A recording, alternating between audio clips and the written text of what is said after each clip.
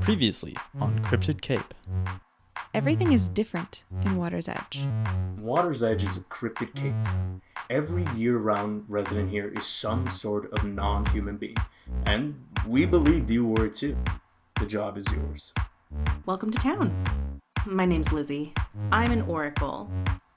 Francy, nice to meet you. I'm the Jersey Devil. Where are my manners? I'm Shia Fisher.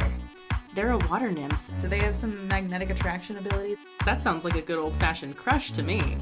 We've discovered that some unsavory characters in town have been luring humans in, advertising freak show tours and sneaking around to show off our less disguised residents. A town full of cryptids is nervous about humans. Kind of hard to believe. We're friends, aren't we? I don't need protecting. I'm Ligeia, a siren of the Baltic Sea. You're the one who's been manipulating Roger and Ben. I could destroy you! WAPD, put your hands up! Sorry for all the weirdness. I'm just glad you guys are back to normal. Come on, Reese, we have to move. It's gonna collapse. Come home.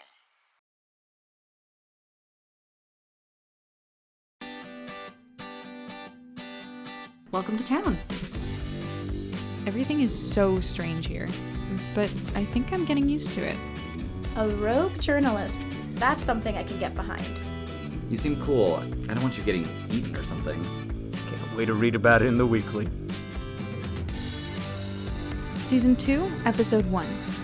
Welcome back to Water's Edge.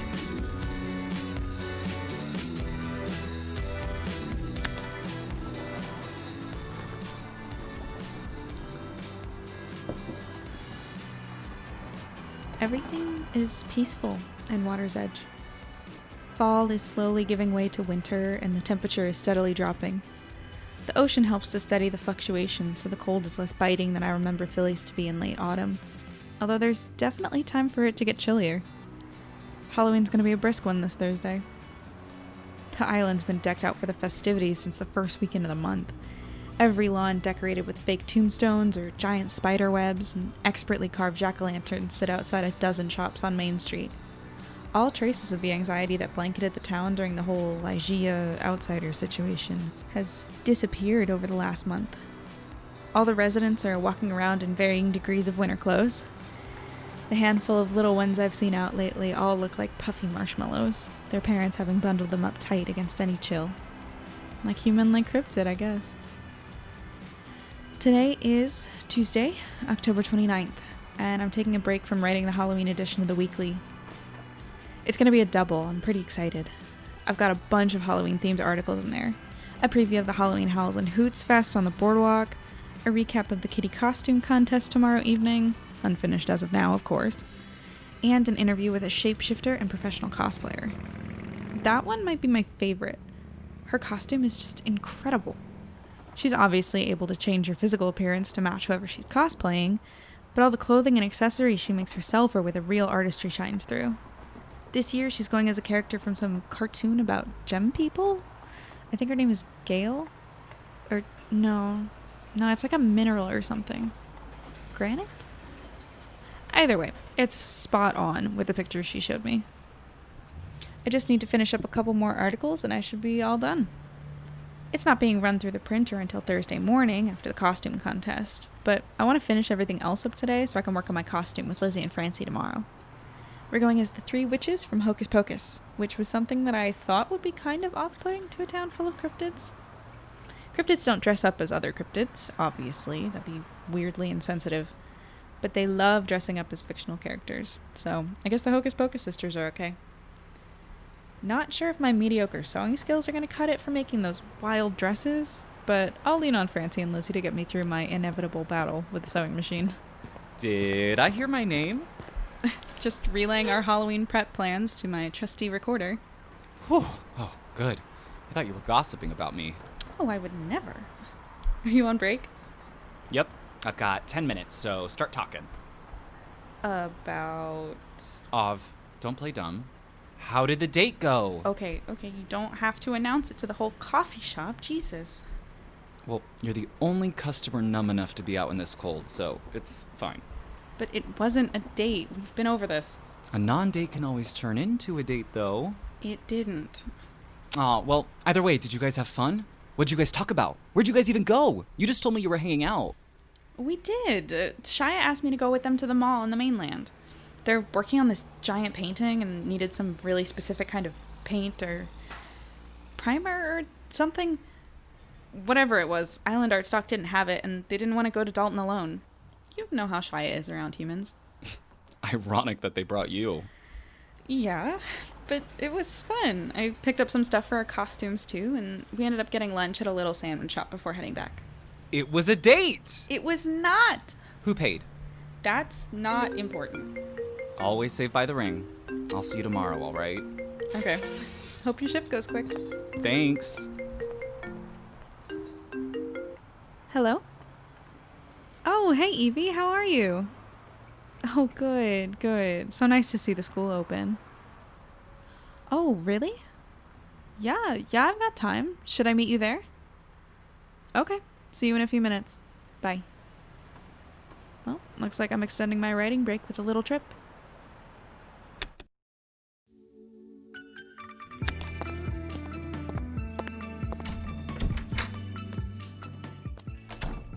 Oh, Avra, it's lovely to see you again. Thank you for taking the time out of your schedule. Of course. I wasn't too busy. What's going on? You said on the phone you had something I might be interested in? Is something happening with the school? Well, yes, but it's not an article idea. Walk with me, won't you? So, as you know, the school's been open for just a couple of weeks now. I heard. I still can't believe you got it up and running so quickly. Thank you.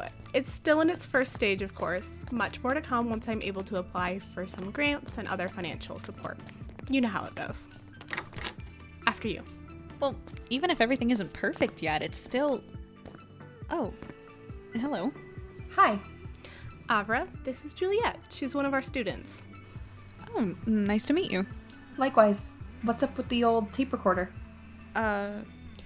Avra's a journalist. She's the editor-in-chief of the Water's Edge Weekly. Really? I want to be a journalist someday, working for the New York Times or the Washington Post, breaking the big stories. Well, that's precisely why I brought us together for this little meeting. Avra, I know you've got a busy work schedule, and I don't want to overwhelm you, but I think you would be an excellent teacher to help Juliet pursue an independent study program in journalism. What do you think? Oh, really? You want me to... That would be so cool. I thought I was going to get stuck with someone who didn't know the first thing about journalism. But you're an editor-in-chief. You can teach me everything. Well, I'm not exactly the teaching type. I mean, I've never done it before. Oh, that's no problem. I'll be here to help you through it. Think of it more as a mentorship than a teaching position, Okay. Yes. Wonderful. I'll send you some information to familiarize yourself with how our program works so that you can start building a curriculum for the two of you. Can I hang out at your office? Maybe? Sweet. Ah, this is going to be great.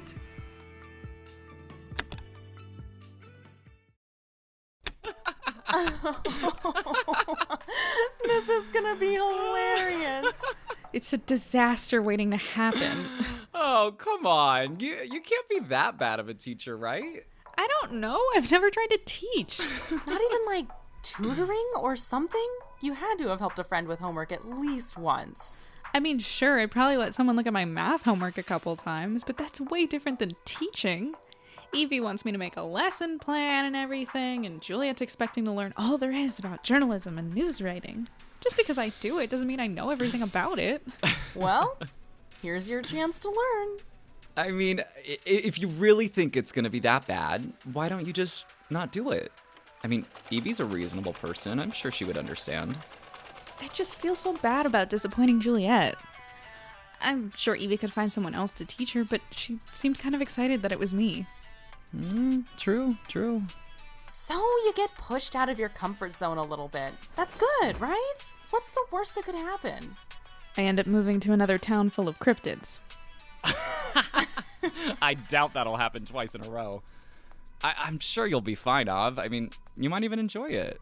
Yeah, teaching sounds fun, especially the way Evie has it set up. Marlo, no playing with the thread. I bet you'd be a good teacher, Liz. Me? I don't know. What? Are you kidding? Of course you would. You are so good with kids, and you help Ben with homework, like, all the time. I mean, it does sound rewarding. It's also so much work and responsibility and education that I don't have. It's a nice dream, though. Nicer than working at the diner for the rest of my life, that's for sure. I thought you liked it there. I do. It's just been weighing on me lately. I don't know, it just feels different for some reason. Well, how different could it be? You've been working there for, how long? Like 4 years? Nah, more than that.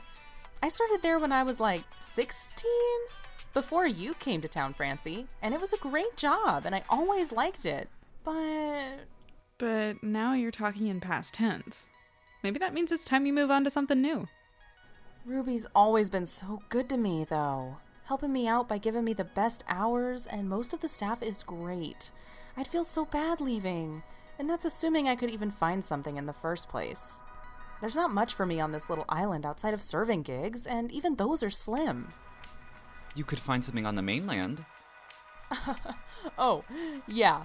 And in the middle of asking what dressing they want on their salad, I have a big vision in front of a crowded dining room of humans.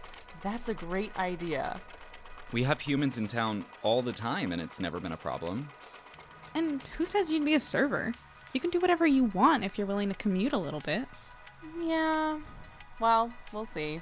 Now, back to the matter at hand. Why is my costume almost finished while the two of you are still working with fabric scraps? Oh, I'm sorry, but only one of us knows how to work a sewing machine, and it isn't Avra or I. Why did we think we could hand-stitch entire outfits? Come on, hand them over.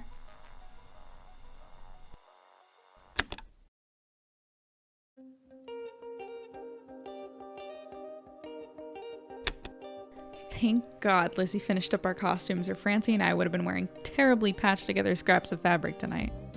Now that my costume's finished, I've got candy to put out, and tomorrow's issue is at the printer. I am all set for Halloween. Oh, and I have a stack of horror movies to watch with Lizzie and Francy after the boardwalk festivities. They're pretty scary, but none of them hold a candle to the information packet I got from Evie today. I mean, looking at it all, it doesn't seem too bad at first, at least not the preparation part. It's less of making full lesson plans and a curriculum, and more of picking a big goal for the semester and working towards it. Juliet will be presenting something at the end of the course for a showcase, but we get to choose what that will be and how she'll create it. I'll probably have her write a pretend issue or something, I don't know. That'll be easy enough to figure out, but teaching a kid? That's gonna be the real challenge. Kids and I just don't work well together. Teenagers? Sure, I can handle them. But with anyone under 13, it feels like we're speaking a different language. They just don't like me. Mom says it's all in my head. Oh, Av, you're great with kids. Remember all the babysitting you did? I remember that they were toddlers and I kept them in what was essentially one big pillow fort the whole time because I was terrified they would hurt themselves on my watch. I don't think Juliet's as self-destructive as a 3-year-old, but she's young and learning. What if I teach her the wrong things? What if she hates the class? I could ruin her love of journalism if I'm shitty enough of a teacher. I could crush all her dreams and tear her life apart. A sign to stop my melodramatics. Hey, Roger. Happy Halloween. And a very happy Halloween to you, Avra. How are you doing this fine, spooky afternoon? Good. And yourself? I'm doing alright. Excited for the festivities tonight, but I'm stuck at the office for a bit longer. Speaking of which, I had a question for you. Have you been rearranging things in the archive lately? Not recently. I mean, I look through them every now and again, but I try to keep everything organized. I see. Seems like our sister city has been slacking on sending their papers lately. I can't find any from Bluff in there. No worries. They probably just missed the mail truck a few times. Anyways, have you... Oh, hello, miss. Are you lost?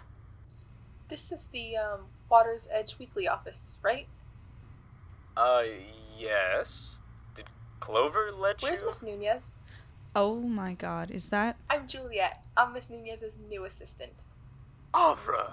You didn't tell me you got yourself an assistant. She's not my assistant, Roger. She's like 10. I'm mentoring her for Evie's school. Oh, even better. Look at you, helping teach the bright young minds of our future. So nice to have you as part of our newspaper, Miss Juliet. You're Barney's daughter, right? That's me. And I'm 12, not 10. Juliet, we weren't supposed to start our program until Monday. I know. I was just so excited. I thought I would come by after school. See if you were up to any cool editor-in-chief stuff. Guess not. Oh, no need to be disappointed. How about I show you all around the office and the rest of the town hall? I'll be substitute Avra for the day. Roger, you really don't... Okay. Wonderful. Oh, Avra, your mini-me is delightful. Have a happy Halloween tonight. At least someone thinks so. Guess I should start writing that curriculum before she shows up at my house. Oh, no. No, there's no way. Tweet-a-tweet! Oh, thank God. I mean, hello! Happy Halloween! Afternoon, Avra. Happy Halloween. Oh, Officer Jenkins! Hi! I didn't recognize you. He's not Uncle Jenkins. He's Superman. Oh gosh, I'm so sorry. You're right. How could I miss it? And you must be Wonder Woman. Uh-huh. And Lucas is Batman. He can walk, but he can't talk yet, so he's a quiet Batman. Oh, you guys look great. I didn't know you had kids, Superman. Oh, I don't have kids. These are my niece and nephew. My sister lives down in the burbs, but she wasn't really feeling up to bringing these two around to get their candy tonight. Isn't that right? Mama's gonna have a baby soon, so she's lazy. Lillian, don't talk about your mother that way. She's got a lot on her plate with you two. Sorry, Uncle Jenkins. Let me get you guys some candy so you can get back to the hunt, okay? Ooh, Butterfinger. Hey, what do you say? Thank you. Lucas says thank you, too. Thanks, Aubrey. Hope you're doing well. Happy Halloween. You too. Man, Jenkins has it figured out. Being the cool uncle is definitely the way to go. Now I just have to find myself a sibling.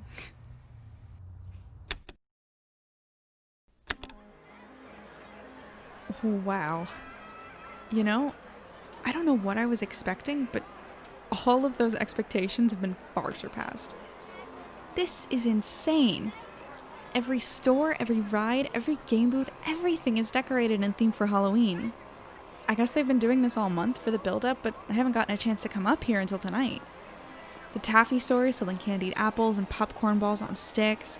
The henna booth is doing spooky tattoos and face paint for the kids. The Ferris wheel is lit up in orange and black lights to look like a jack-o'-lantern. And everyone, and I mean literally everyone, is dressed up. I don't think I've ever been to any Halloween event where you can't find at least one person who didn't feel like putting together a costume. This blows all those college parties out of the water. Boo! Jesus Christ! Thank you for jump-starting my pulse, Francy, but I don't remember asking. Happy Halloween! Happy Halloween. You look great. I can't believe you got the wig to stand up like that. Whew! It wasn't easy. I definitely confused the drugstore cashier, though, coming in 3 times in one day to get a single bottle of hairspray each time. Gotta do Mary justice. I'm really glad I picked Sarah. I can't do hair to save my life. Have you seen our third witch yet? No, looks like Lizzie's going to be late. She texted me a little while ago saying that she was still stuck at work, but hopefully she won't be too much longer. Oh, damn. Well, should we grab a snack or something while we wait? Definitely. Stetson's Candy has some pumpkin spice cookies I've been dying to try. Oh, that has to be one of the best cookies I've ever had. Yeah. I mean, what did they put in there? Fairy dust? Crack? Sugar and butter, probably. Wait, the boardwalk is run by fairies. What if they do have fairy dust in them? Is that even a thing? Or is that a drug or something? Maybe. I don't know. Are you okay? Am I being annoying? What? Oh, no, you're fine. I'm fine. Just zoning out, I guess. Penny for your thoughts? Oh, I don't know. I'm just thinking about what my friends and I used to do for Halloween when I was growing up. It was a lot different than here, I'll tell you that. I always forget you're not from Water's Edge. I couldn't imagine it here without you, I guess. Go back a few years and that's what you'd have. a Francisco-less island. Not much different, I'd have to imagine. You've only lived here for a couple years? Yeah, moved here after high school to live with my dad. The rest of my life was spent in the Jersey Pine Barrens with my mom and 6 siblings. And dad for a while. That's a lot of siblings. Yeah, it is. Why'd you move? I mean, I know high school grads move out and stuff, but usually it's to get their own place or go to college or something. Yeah, my parents didn't think I should be living on my own in some human town, and college was financially out of the question, so the best option was moving in with Vampire Dad and making a living here. I mean, it all worked out, but I miss some of my old friends, you know? Yeah. We're not that far from the Pine Barrens, though. You should go visit them, if they're still around the area. Yeah, maybe. Sorry, I don't mean to be a downer. You're not. It's okay if you want to talk about... Nah, look, Lizzie's here anyway. The Sanderson sisters are assembled and the party can really start. Hey guys, sorry I'm so late. I told my manager like 3 months ago that I wanted Halloween night off. But now he says that the new guy, Brad, asked for it off. And I had to wait till the last few tables left. You'd think 7 years would mean something. Jeez, stupid Brad. Wait, Brad Roberg? Aw, but he comes to the hot bean water all the time. He always asks for extra whipped cream and he tries to pay for it, but I just give it to him. He seems so nice. He is the spawn of Satan. We make a good couple then. Seems like it's more of your manager's fault than his. I don't care. I don't want to think about it anymore. It's Halloween. We've got sick costumes, and it's time to party. Hell yeah! Woo!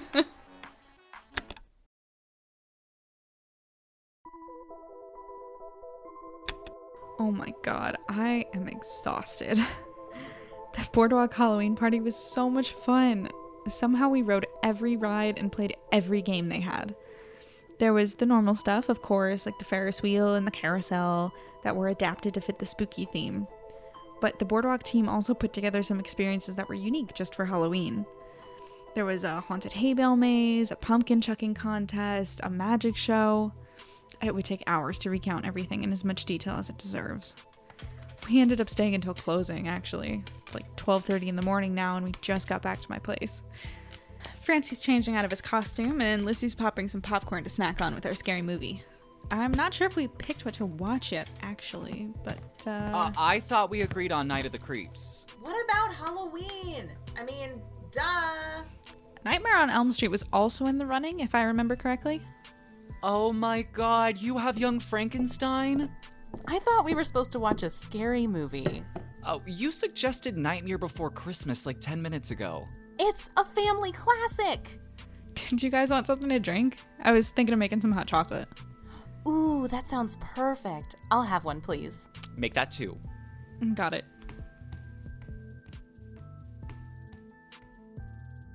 Liz, have you heard from Shia at all? Not really. I texted them when they didn't show up at the boardwalk to see what was up, but they haven't answered. I hope everything's okay. Do you think Av's heard anything? Maybe, but she would have told us if it wasn't something Shia wanted to keep private. Yeah, that's true. Maybe it's best we didn't surprise Avra with Shia coming along.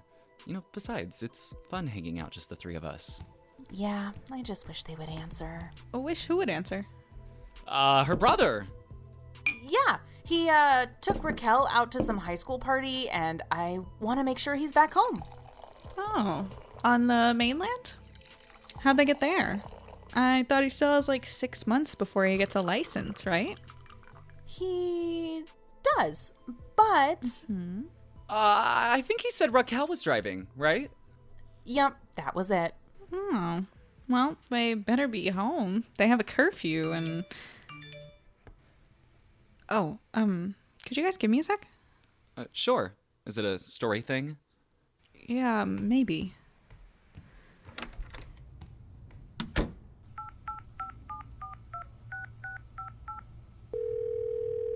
Avra? Hey, Roger, I got your message. Are you okay? I'm fine, but I'm here at the office with your friend Shia. I don't want to jump to conclusions, but I think we have a pretty big problem on our hands. Is it Lizzie again? I'm afraid it's much, much bigger.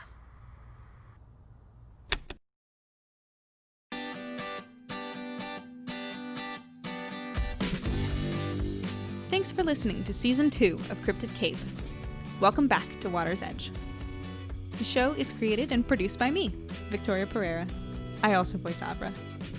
The voice of Francy is Aubrey King.